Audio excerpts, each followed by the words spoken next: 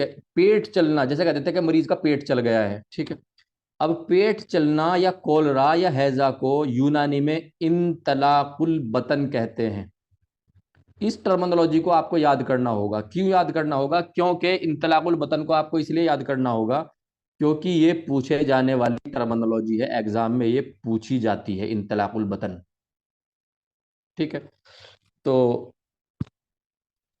हैजा को यूनानी में इंतलाकुल बतन कहते हैं, आम जबान में हैजा कह देते हैं, यूनानी में भी हैजा कह देते हैं, लेकिन हैजा जो है वो उर्दू में भी है, आम जबान में है, और कोलरा जो है वो मॉडर्न में है। हैजा एक खतरनाक इन्फेक्शन वाला मर्ज है, और वबाई यानी कि एपिडेमिक एंडेमिक दोनों कंडीशंस में फैलता है।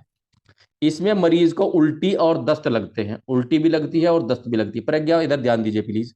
इसमें दस्त चावल की मांड, पीच जैसे लगते हैं।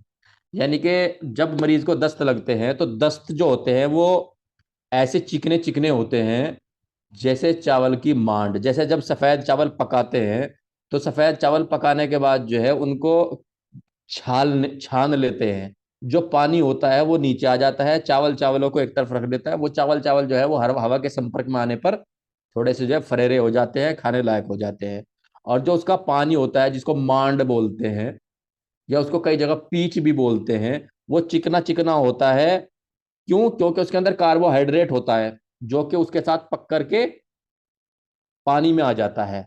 और जो कोलरा में जो दस्त लगते हैं उसमें चूंकि उसके अंदर प्रोटीन आने लग जाती है, और जिस्म की जो दूसरी जरूरी मिनरल्स और कार्बोहाइड्रेट और प्रोटीन और ये सारी चीजें जो है टॉयलेट में बहुत तेजी से निकलने लग जाते हैं। तो जो वो टॉयलेट होती है, जो वो पाखाना होता है, वो जो स्टूल होती है, वो जो है ऐसी हो जाती है जैसे चावल की मांड। इंग्लिश में इसके लिए जो वर्ड यूज हुआ है वो राइस वाटर यूज हुआ है, राइस वाटर। ठीक है। क्योंकि कॉलरा का मरीज इस तरह की टॉयलेट, इस तरह का स्टूल पास करता है जैसे कि चावलों का पानी हो। ठीक है। अब असबाब यानी कि इसकी वजहें क्या क्या हैं, इसकी क्या वजह है इस बीमारी को होने की। तो सबसे पहले तो हम आपको बताएंगे यूनानी कॉन्सेप्ट, यानी कि यूनानी अतिब्बाओं ने इसके बारे में क्या कहा है। आपको दोनों कॉन्सेप्ट समझने हैं, क्योंकि आपको मॉडर्न भी कॉन्सेप्ट पूछा जा सकता है और यूनानी भी पूछा जा सकता है, दोनों पूछे जा सकते हैं, और दोनों ही एग्जाम में आते हैं। थोड़ा सा दोनों ही दिमाग में बिठा लेना। लेकिन इसका जो है यूनानी कॉन्सेप्ट में सिर्फ एक पॉइंट याद करने लायक है, और मॉडर्न कॉन्सेप्ट में कई कई पॉइंट याद करने। जो यूनानी कॉन्सेप्ट में है वो सिर्फ एक पॉइंट याद करने लायक है, बढ़िया जी, जो मतलब लगता है एग्जाम में आ जाएगा। वैसे तो कुछ भी पूछ सकता है एग्जामिनर, लेकिन एक पॉइंट इंपॉर्टेंट है यूनानी कॉन्सेप्ट में।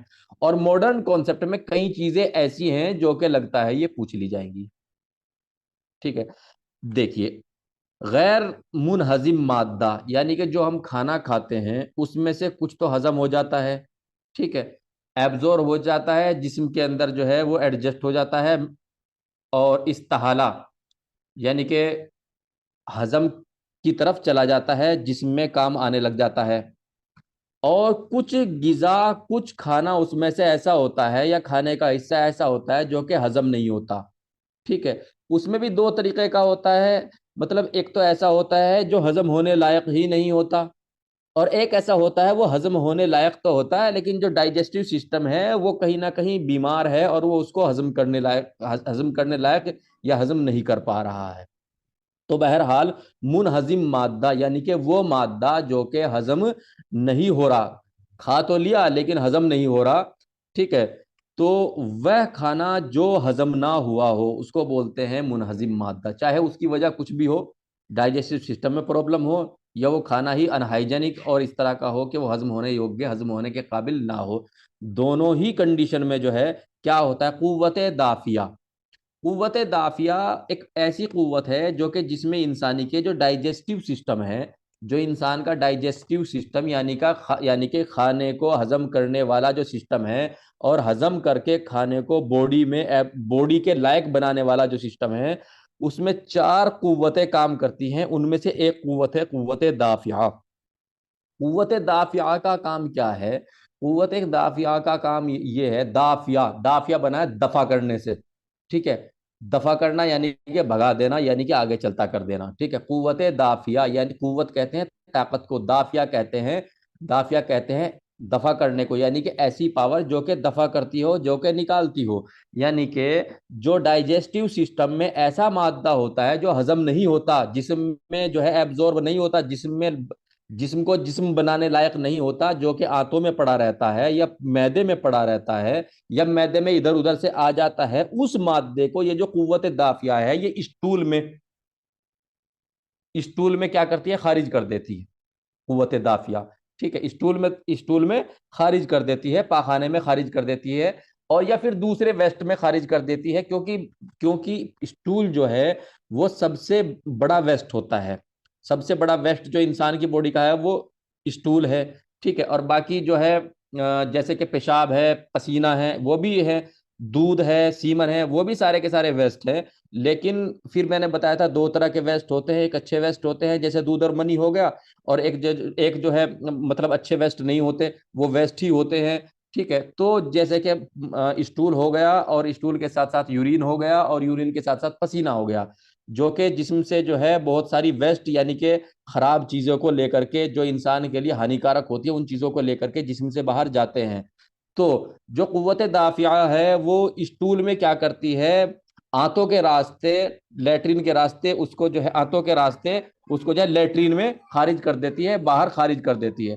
और कुछ मादे को जो आंतों की तरफ है उसको तो जो है मिकाद के रास्ते, एनस के रास्ते खारिज कर देगी, और जो स्टमक में यानी कि पेट में ऊपर की तरफ पड़ा हुआ है उसको उल्टी के रास्ते खारिज कर देगी कुव्वत दाफिया। कुव्वत दाफिया जो गैर मुनहजिम गिजा, यानी कि ऐसी गिजा जो कि हजम नहीं हुई किसी भी वजह से इंसान के जिस्म में, चाहे उसकी वजह जो है वो जो मादा हो वो हजम होने लायक ना हो, और चाहे इसकी वजह ये हो कि जो इंसान का डाइजेस्टिव सिस्टम है वो हजम नहीं कर पा रहा हो, चाहे वजह कुछ भी हो, लेकिन मुनहजिम गिजा वो गिजा जो कि हजम नहीं हुई है, अगर वो आंतों की तरफ है तो उसको मिकाद यानी कि एनस यानी कि टट्टी के रास्ते जो है खारिज कर देती है। और अगर स्टमक में ऊपर पड़ी हुई है, पेट में ऊपर पड़ी हुई है, ठीक है, आंतों की तरफ नहीं है, तो फिर उसको उल्टी के जरिए से खारिज कर देती है, कुव्वत दाफिया इंसान के जिस्म से बाहर खारिज कर देती है। ठीक है, नॉर्मली जो है, नॉर्मली अगर एक नॉर्मल आदमी की बात करें तो कुव्वत दाफिया जो गैर मुनहजिम गिजाएं होती हैं उनको टॉयलेट में यानी कि स्टूल में खारिज करती हैं। ठीक है, लेकिन एबनॉर्मली, जब किसी किस्म का तादिया हो, कोई जो है गलत खिल्त पैदा हो गई हो, खराब खिल्त पैदा हो गई हो, तो फिर उल्टियों में भी खारिज करता है। जब एबनॉर्मली, यानी नॉर्मली तो जो है वो स्टूल में यानी कि टट्टी में ही खारिज होता है जो वेस्ट होता है, लेकिन एबनॉर्मली वो उल्टी में भी खारिज होने लग जाता है, यानी कि उल्टियां भी लग जाती हैं एबनॉर्मली। तो हैजे में क्या होता है, जो गैर मुनहजिम गिजा है वो कुव्वत दाफिया के जरिए से, अगर वो आंतों में है तो लैट्रिन के रास्ते खारिज होने लग जाती है, अगर वो पेट में है तो उल्टी के जरिए से खारिज होने लग जाती है। ठीक है, अब इसमें जो एग्जामिनर ज्यादातर सवाल पूछता है वो कुव्वत दाफिया से मुनासबत से पूछता है, यानी कि कुव्वत दाफिया से संबंधित पूछता है। यानी कि जो गैर मुनहजिम गिजा, यानी कि ऐसा खाना जो कि हजम नहीं हुआ, पेट में और आंतों में पड़ा हुआ है, ऐसी गिजा, ऐसा न्यूट्रिशन जो कि न्यूट्रिशन नहीं है, खराब है, ठीक है, वो किस कुव्वत के जरिए से इंसान के जिस्म से बाहर आता है, तो उसमें कहीं वो डाल देंगे कुव्वत दाफिया डाल देंगे, कुव्वत जाजिबा डाल देंगे, कुव्वत मासिका डाल देंगे। ठीक है, ये डाल देंगे, तो आपको उनमें से जो है एक तलाश करना है, कुव्वत दाफिया है जिसके जरिए से दफा किया जाता है गैर मुनाजिम मादे को, जिसमें इंसानी से, जबकि वो हैजा का बीमार हो जाता है, हैजा की बीमारी के अंदर में आ जाता है। अब ये तो हो गया हमारा यूनानी कॉन्सेप्ट। ठीक है, अब हमारा मॉडर्न कॉन्सेप्ट क्या है, एलोपैथिक क्या कहती है उसको समझ लीजिए। हैजा एक बैक्टीरियल डिजीज है। डिजीज जो बीमारियां होती हैं वो कई तरह के इन्फेक्शन होते हैं, बैक्टीरियल होता है, वायरल होते हैं, प्रोटोजोअल होते हैं।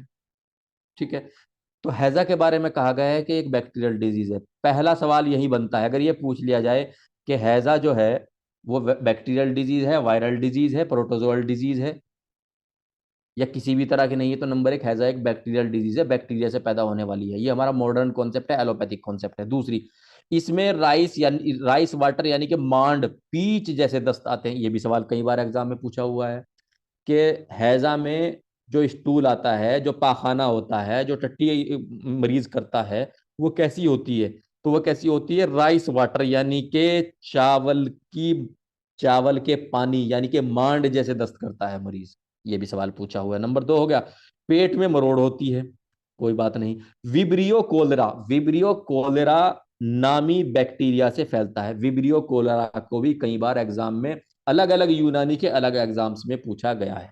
तो इसमें 2-3 पॉइंट्स बनते हैं। नंबर 1, हैजा एक बैक्टीरियल इन्फेक्शन है, बैक्टीरियल डिजीज है। नंबर 2, राइस वाटर स्टूल इसमें आता है। नंबर 3, विब्रियो कोलरियाई, इसका बैक्टीरिया है। इसका जो कॉजेटिव ऑर्गेनिज्म है, ठीक है, इसका जो कॉजेटिव ऑर्गेनिज्म है यानी कि इसका जो इसको पैदा करने की, इस बीमारी को पैदा करने की जो वजह है वो क्या है, विब्रियो कोलेराई।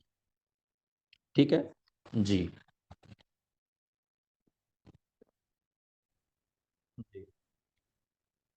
इनक्यूबेशन पीरियड कितना है, 2 घंटे से लेकर 5 दिन तक, इसको ध्यान रखेंगे। कुछ किताबों में 1 से 2 दिन लिखा हुआ है।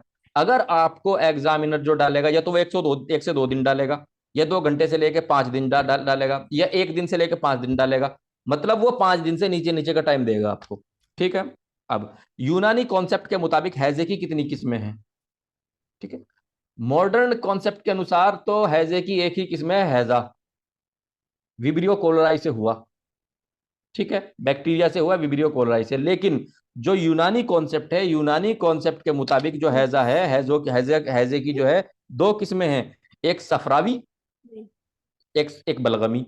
यानी एक सफरावी जिसमें जो है खिलते सफरा पाखाने में निकले, ठीक है, या उल्टी में निकले। एक बलगमी जिसमें खिलते बलगम जो है वो पाखाने में निकले, पाखाने में निकले और उल्टी में निकले। रेखा जी आप जो है म्यूट कर लीजिए अपना।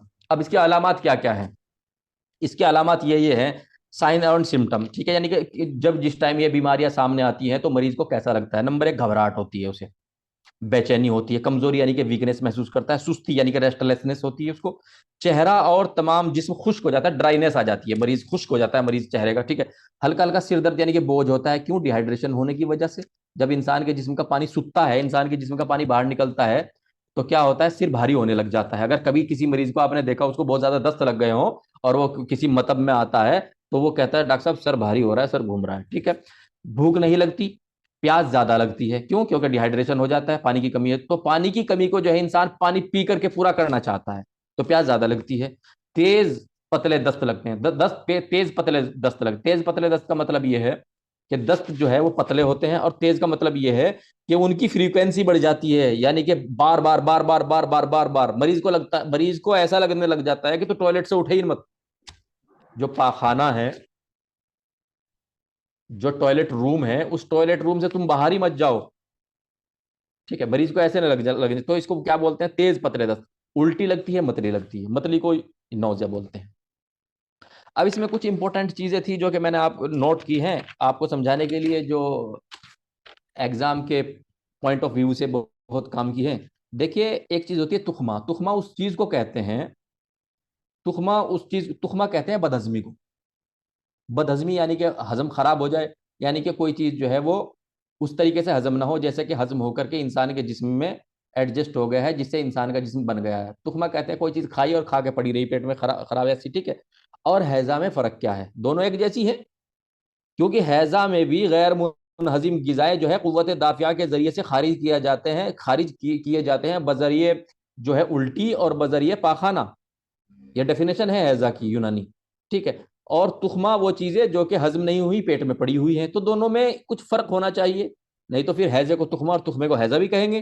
तो हैजा को तुखमा ना कहें, ठीक है, तुखमा को अलग समझ लें। तुखमा एक अलग चीज है, उसको अलग समझ लें, इसकी डिफिनेशन अलग क्या, अनडाइजेस्टेड फूड, यानी कि बिना हजम हुआ खाना तुखमा कहलाता है। इसमें क्या होता है, उल्टी लगती है और दस्तों में निकलने के बाद आराम हो जाता है। मान लीजिए अगर किसी को अनडाइजेस्टेड फूड यानी कि ऐसा खाना जो कि हजम नहीं हुआ, खाया हुआ है, आंतों में पड़ा हुआ है या पेट में पड़ा हुआ है, तो उल्टी लगी और दस्त लगा, और जैसे ही पेट साफ हुआ और आंतें साफ हुई, आराम हो जाता है मरीज को, ठीक है। ये हालत ज्यादा सीरियस यानी खतरे वाली नहीं होती। बस इसमें क्या होता है, जो अनडाइजेस्टेड फूड है, जो खाना है वो बाहर निकला और मरीज को सुकून मिल गया। लेकिन हैजे में थोड़ा अलग है। हैजे में क्या होता है, हैजे में दस्तों में पहले स्टूल पाखाना निकलता है। हैजे में क्या होता है, पहले पाखाना निकलेगा, स्टूल निकलेगा, उसके बाद उल्टी लगेगी, ठीक है। उसके बाद चावलों के पानी, ठीक है, हैजे में दस्तों में पहले स्टूल, हैजे में दस्तों में पहले स्टूल पाखाना निकलता है, यानी कि पाखाना निकलता है, यानी कि जो आंतों में भरा हुआ है, जो आंतों में खाना भरा हुआ है, अनडाइजेस्टेड फूड, वो सबसे पहले निकलेगा दस्तों में। अब जब वो निकल के साफ हो गया, उसके बाद जो है चावलों के पानी जैसा पानी निकलता है, लिक्विड यानी कि फ्रूट, यानी कि राइस वाटर निकलता है। सबसे पहले क्या निकलता है? खाना, जो कि अनडाइजेस्टेड फूड है, जो हजम नहीं हुआ, सबसे पहले तो निकलेगा वो। और जब वो निकल करके साफ हो जाता है, तो उसके बाद क्या निकलता है? चावलों की पीच, चावलों की मांड जैसा पानी निकलना शुरू हो जाता है। हैजा की हालत ज्यादा सीवियर यानी कि खतरनाक, यानी कि गंभीर होती है। तुखमा की ऐसी नहीं होती। तुखमा में तो यह है, जो खाना हजम नहीं हुआ, सिर्फ वो खाना क्या है, निकला पेट से, दस्तों के जरिए से या उल्टी के जरिए से, और मरीज को आराम हो जाता है। लेकिन हैजा में ऐसा नहीं है। पहले तो जो अंदर है वो निकलेगा, उसके बाद फिर वो पानी जैसा निकलना शुरू हो जाएगा, पानी जैसे दस्त, चावलों चावलों के पानी जैसे दस्त, वो निकलते रहेंगे। मरीज लगातार कंटिन्यू डिहाइड्रेटेड होता चला जाएगा, पानी की कमी आती चली जाएगी। ये तो फर्क है तुखमा यानी कि डिस्पेप्सिया और हैजा में। अब हैजा और संख्या, एक एक जहर होता है, उसका नाम होता है संख्या। जब मैं आपको जो है टॉक्सिकोलॉजी पढ़ा रहा था, तो मैंने आपको वहां आर्सेनिक पढ़ाया था, ठीक है।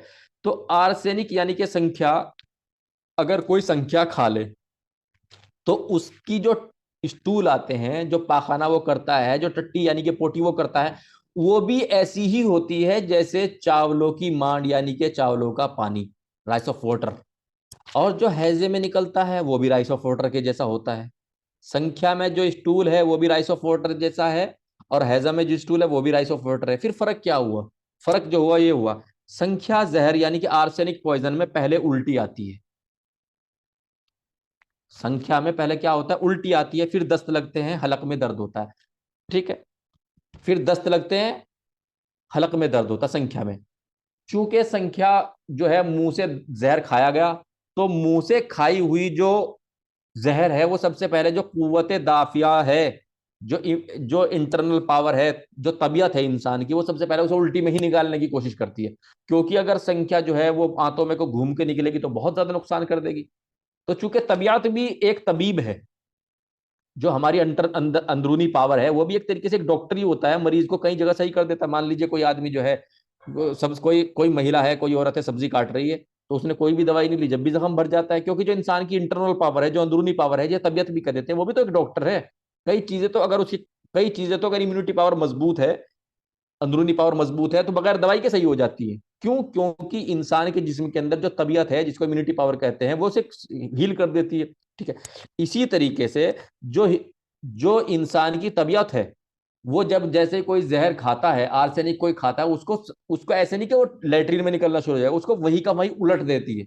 तबीयत क्या कहती है? कोई गलत चीज घुस गई है, कोई इरिटेंट यानी कि बहुत ही खराशदार चीज पेट में घुस गई है, इसका अंदर रहना मुनासिब नहीं है, ये बाहर निकल जानी चाहिए, ठीक है। इसका अंदर रहना मुनासिब नहीं है, ये बाहर निकल जानी चाहिए। तो तबीयत क्या करती है? तबीयत उसको उल्टी में निकाल देती है। तो संख्या में क्या होता है? सबसे पहले उल्टी करने लग जाता है मरीज, ठीक है।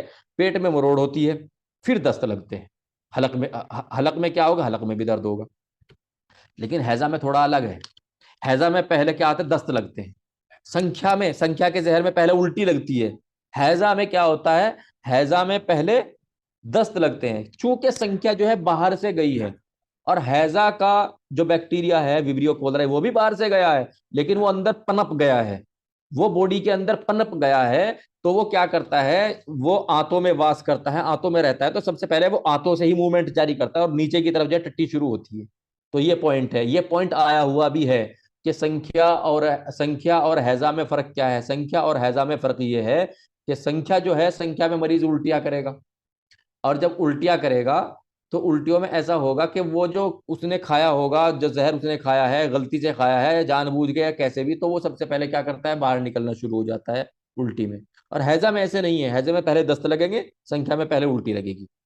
अब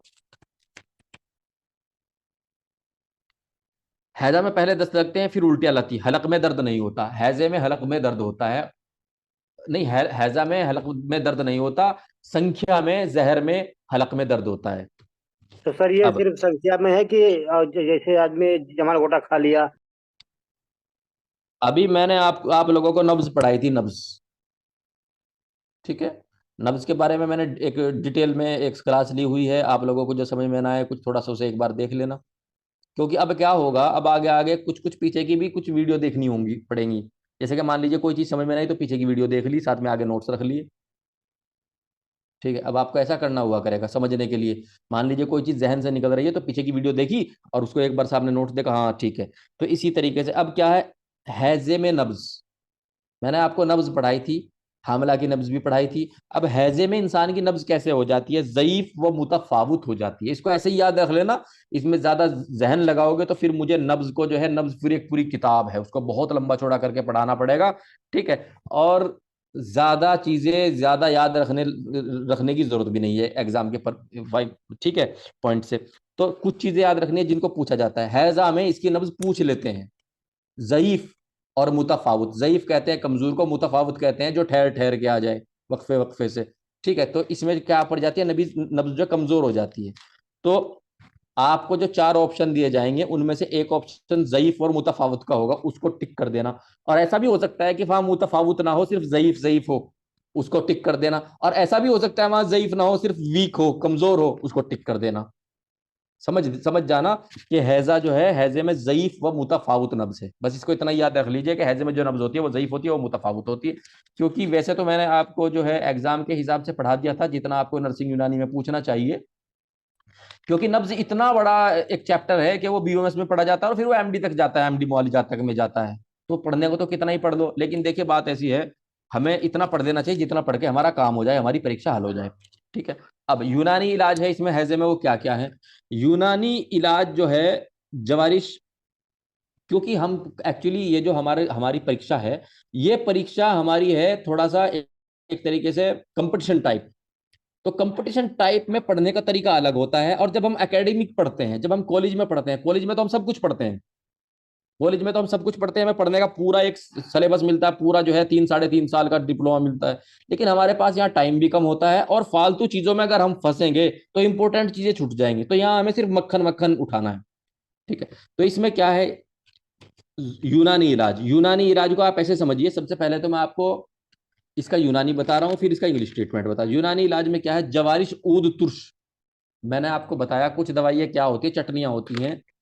कल मैंने बताया था कि खांसी में भी ये लौक इस्तेमाल होते हैं ज्यादातर। जो अमराज सीना, सदरो सीना है, छाती के जो मर्ज होते हैं, उनमें सबसे ज्यादा जो इस्तेमाल होती है वो लौक इस्तेमाल होती है। चटनी पतले वाली ऐसे करके चाटते हैं उसको, इसको चम्मच से भी चाट सकते हैं, लेकिन उसका क़िवाम पतले यानी कि पतली होती है लौक, ठीक है। शरबत से गाढ़ी होती है, माजून जवारिश से जो है शरबत से गाढ़ी होती है, और माजून जवारिश से पतली होती है लौक। और कहाँ इस्तेमाल होती है, खांसी में। लेकिन यहाँ जो है, यहाँ कर रहे हैं जवारिश, ठीक है। जवारिश ऊद तुर्श में, ठीक है। जवारिश जो है बहुत तरीके की जवारिश है, अलग अलग बनी है, लेकिन एक जवारिश है जिसका नाम है ऊद तुर्श। अब जवारिश ऊद तुर्श में क्या करते हैं, जहर महरा और तबाशीर पीस कर मिलाकर मरीज को खिलाते हैं। जहर महरा मिला लेते हैं पीस करके, ठीक है। और तबाशीर जो है पीस करके मिला लेते हैं, और ऊद सलीब में मिला करके उसको मरीज को खिलाते हैं। ऊद सलीब एक चटनी है, जवारिश ऊद सलीब एक चटनी है, जवारिश है, ठीक है। मैंने बताया था जो है वो गवारिश से बना है, ठीक है, फारसी से बना है, वो सारी चीजें हम पढ़ चुके हैं, ठीक है। एक बार दोबारा रिवीजन में फिर आएगा, ठीक है। तो जवारिश ऊद तुर्श जो है, जो एक चटनी है, ठीक है, उसमें क्या होता है, जहर महरा और तबाशीर दोनों को पीस करके मिला करके मरीज को खिला देते हैं। और उसके अलावा शीरा जरिश्क, शीरा तुख्म खुरफा, शीरा आलू बुखारा। ये शीरा का मतलब क्या होता है, जैसे कि आलू बुखारा है, आपने मार्केट में देखा होगा, आलू बुखारा खाने में आता है। इनके अंदर अगर इनको हम कुचल करके देखें तो इनके अंदर से चिकना चिकना सा निकलता है। तो कुछ दवाइयाँ ऐसी होती हैं जिनके अंदर से चिकना चिकना यानी कि राल सी निकलती है। तो शीरा जरिश्क, इसके अंदर से भी शीरा निकलता है। शीरा तुख्म खुरफा, इसके अंदर से भी चिकना चिकना निकलता है। शीरा आलू बुखारा, यानी कि जो आलू बुखारा है उसका जो शीरा निकाल लेते हैं, एक तरीके से रस निकाल लेते हैं। इनका जो रस होता है, चूंकि वो चिपकाट वाला होता है, वो शीरे जैसा लगता है, उसको शीरा नाम दिया जाता है। अर्के बादियान, अर्के मको, अर्के गुलाब, अर्के बेदमुश्क, शरबत गौरा, शिकंजबीन, लेमूनी इस्तेमाल कराएं। ये मरीज को इस्तेमाल करानी है। ठीक है, शीरा जरी, शीरा तुख्म खुरफा, शीरा आलू बुखारा, अर्क बादियान, अर्क मको, अर्क गुलाब, अर्क बेद मुश्क, शरबत गोरा, शिकंजबीन, लेमूनी इस्तेमाल कराएंगे। और साथ में क्या कराएंगे, जवारिश, ऊद, तुर्श को जो है उसमें जहर महरा और तबाशीर पीस करके पाउडर बना करके उसमें मिला करके मरीज को खिलाएंगे। ये यूनानी ट्रीटमेंट है, इसको याद अच्छे से कर लेना आप, क्योंकि हैजे का यूनानी ट्रीटमेंट कई बार पूछ लेते हैं। इसमें आपको जवारिश, ऊद तुर्श पूछ सकते हैं, जहरा महरा पूछ सकते हैं, तबाशीर पूछ सकते हैं, और ये जो फिर नीचे शीरा जात इस्तेमाल हुए ये पूछ सकते हैं, अर्कियात इस्तेमाल हुए ये पूछ सकते हैं, और शरबत है और सिकंजबीन और लेमूनी है, ये सब चीजें पूछ सकते हैं। इसमें ज्यादातर वो चीजें हैं जो कि हाजमा अच्छा करती हैं। इसमें ज्यादातर वो चीजें हैं जो कि हाजमा अच्छा करती हैं, क्योंकि जवारिश वो दवाई होती है जो हाजमा अच्छा करती हैं। ठीक है, जहर महरा हुआ, तबाशीर हुआ, ये साथ में लगा देते हैं। और ये शीरा जात जो हुए ये हाजमे के लिए, और अर्क मको जो है, अर्क बादियान जो है, ये सब हाजमे के लिए इस्तेमाल होने वाली चीजें हैं। तो इसमें ज्यादातर किस चीज पे ध्यान देते हैं हैजा में? इसमें इंसान की जो कुव्वत हाजिमा है, जो हजम करने वाली कुव्वत है, उसके ऊपर ध्यान देते हैं। इसको ध्यान रखना है कि कुव्वत हाजमा को कंट्रोल, कुव्वत हाजमा को बेहतर बनाने के लिए काम करते हैं। और साथ में जो है फिर इसको याद रख लेंगे तो ये याद हो जाएगा। इसके ऊपर मैं एक क्वेश्चन बना दूंगा, बाद में आपके एमसीक्यूज में डाल दूंगा, आपको और अच्छा सा याद हो जाएगा, लेकिन पढ़ जरूर लेना। अब इंग्लिश ट्रीटमेंट क्या है, जो अंग्रेजी दवाई है वो क्या है? कोलरे का मरीज डायग्नोस्ड होने पर, यानी कि जब इसकी जांच हो गई, ठीक है, इन इसके इसके इसमें एक पॉइंट है, एक नोट है, उस नोट को याद रख लीजिए, ये सवाल भी आ सकता है कि कोलरे के मरीज, अगर कोलरा का जो मरीज है, कॉलरा का जो मरीज है, अगर वो डायग्नोस्ड हो जाए, पता लग जाए कि ये कोलरा का मरीज है, तो क्या करें? ये चूंकि इतना खतरनाक इन्फेक्शन होता है, इसमें मोर्टली रेट इसकी इतनी ज्यादा है कि अगर किसी घर में हो गया तो एक आदमी को नहीं, कई को लेके बैठेगा। अगर मौत होंगी तो कई होंगी एक साथ, अड़ोसी पड़ोसी भी फंस जाएंगे साथ में। ठीक है, तो ये इतनी खतरनाक होती है कि इसके बारे में ये है नियम कि हेल्थ मिनिस्ट्री को इंफॉर्मेशन दी जाए। एक तबीब, एक नर्स, एक डॉक्टर का काम क्या है? अगर उसको पता लग जाए, एक डॉक्टर का काम ये है कि वो डायरेक्ट हेल्थ मिनिस्ट्री को इंफॉर्मेशन दे कि फला जगह जो है कोलरे का, यानी कि विब्रियो कोलराई पॉजिटिव आया है और कोलरे का मरीज पाया गया है। और इंफॉर्मेशन कैसे दी जाएगी? डॉक्टर जो है वो अपने से ऊपर की जड़ी है, ठीक है, जैसे कि कस्बे में है तो सीएचसी पीएचसी है, और अगर शहर में है तो सीएमओ को इसकी इन्फॉर्मेशन दे, और सीएमओ जो है वो फिर डायरेक्ट जो है आगे इन्फॉर्मेशन पहुंचाएंगे हेल्थ मिनिस्ट्री को। मतलब ये इतना खतरनाक हैजे का इन्फेक्शन, इतना खतरनाक होता है, ये इतना खतरनाक इन्फेक्शन होता है हैजे का, कि इसकी इन्फॉर्मेशन आगे पहुंचाई जाती है, हेल्थ मिनिस्ट्री को पहुंचाई जाती है। बाकी बाकी कई जो है खतरनाक बीमारियां हैं, लेकिन उनकी इन्फॉर्मेशन ऊपर नहीं पहुंचाई जाती, लेकिन इसकी इन्फॉर्मेशन ऊपर पहुंचाई जाती है। ठीक है, तो विब्रियो कोलराई का, यानी कि अगर किसी को, किसी डॉक्टर को जो है विब्रियो कोलराई का यानी कि हैजे का मरीज मिल जाता है, तो इसकी इन्फॉर्मेशन डायरेक्ट जो है वो कहाँ पहुंचाई जाती है? इसकी इन्फॉर्मेशन डायरेक्ट हेल्थ मिनिस्ट्री को पहुंचाई जाती है। नंबर एक, ये एक पॉइंट है याद रखने लायक। ट्रीटमेंट क्या है इसका? रिहाइड्रेशन यानी कि आईवी फ्लूइड, यानी कि जो पानी की कमी, दस्त और उल्टियां लगने के बाद मरीज में हो रही है, तो मरीज को जो आरएल लगनी है, नॉर्मल सलाइन लगनी है, जो भी डॉक्टर को जो है अकॉर्डिंग टू ट्रीटमेंट जो है प्रिस्क्राइब करना है, लिखना है ट्रीटमेंट में, जो है वो लगा करके जो है, जो पानी की कमी है, जो डिहाइड्रेशन हुआ है, उसकी डिहाइड्रेशन की जो है, डिहाइड्रेशन को खत्म करेंगे, यानी कि डिहाइड्रेशन थेरेपी करेंगे, यानी कि पानी चढ़ाएंगे। पहली बात। नंबर दो, एंटीबायोटिक। एंटीबायोटिक क्यों? क्योंकि बैक्टीरियल इन्फेक्शन है, बैक्टीरिया कौन मारता है? एंटीबायोटिक। ठीक है, तो एंटीबायोटिक कौन कौन से हैं? डॉक्सीसाइक्लिन और टेट्रासाइक्लिन इसकी ड्रग ऑफ चॉइस है। ड्रग ऑफ चॉइस यानी कि ये सबसे ज्यादा इस्तेमाल होने वाली जो ड्रग्स हैं, यानी कि जो इसमें सबसे ज्यादा दवाइयां इस्तेमाल की जाती हैं, जो ऑथेंटिक ट्रीटमेंट है, जो दवाइयां देनी चाहिए, वो क्या देनी चाहिए? डॉक्सीसाइक्लिन देनी चाहिए या टेट्रासाइक्लिन देना चाहिए। ठीक है, अगर कोई औरत, कोई महिला प्रेग्नेंट है, हामला है, तो हामला औरत को जो है फुराजोलिडोन देंगे। अगर कोई औरत जो है हामला है, हामला को क्या देंगे? फुराजोलिडोन देंगे। कई बार ये भी सवाल पूछ लिया जाता है, ठीक है, कि हामला को क्या देंगे? हामला को फुराजोलिडोन देंगे। अब इसमें आगे एक नोट से, ये केवल ह्यूमन मनुष्य में होता है, यानी कि जो हैजा है वो दूसरी स्पीसीज, जो इंसान के अलावा जो दूसरे हैवान है, जैसे भैंस हो गए, गाय हो गई, कुत्ता हो गया, बिल्ली हो गए, इनमें नहीं फैलता। सिर्फ इंसान में फैलता है। इसका जो रिजर्वायर है यानी कि जिसमें ये काम करता है वो ओनली ह्यूमन यानी कि सिर्फ आदमी है। ये भी पॉइंट कई बार पूछ लिया जाता है। इसके अलावा आगे एक नोट है, इंडिया में जब इसका स्ट्रेन करती हैं, जब इसकी जो है स्लाइड बनाते हैं, तो ओगावा स्ट्रेन पाया जाता है, ओगावा स्ट्रेन। कई बार इसकी स्ट्रेन भी पूछ लेते हैं कि कोलरा की कौन सी स्ट्रेन इंडिया में पाई जाती है, तो ओगावा। इसको याद रखना, एक गोवावा होता है, गोवावा जिसको अमरूद बोलते हैं, गोवावा से मिलता जुलता क्या है, ओगावा। हमने इसको ऐसे ही याद किया था कि हैजा का जो मरीज है उसको क्या देंगे, अमरूद, अमरूद यानी कि गोवावा। अब गोवावा को हमने क्या कर लिया, ओगावा। इसको ये निमोनिक होते हैं, कुछ इस तरह की छोटी छोटी चीजें होती हैं जिनसे याद रखने में जो है आसानी हो जाती है। तो इसका स्ट्रेन पाया जाता है वो ओगावा पाया जाता है, ये भी पूछा हुआ सवाल है।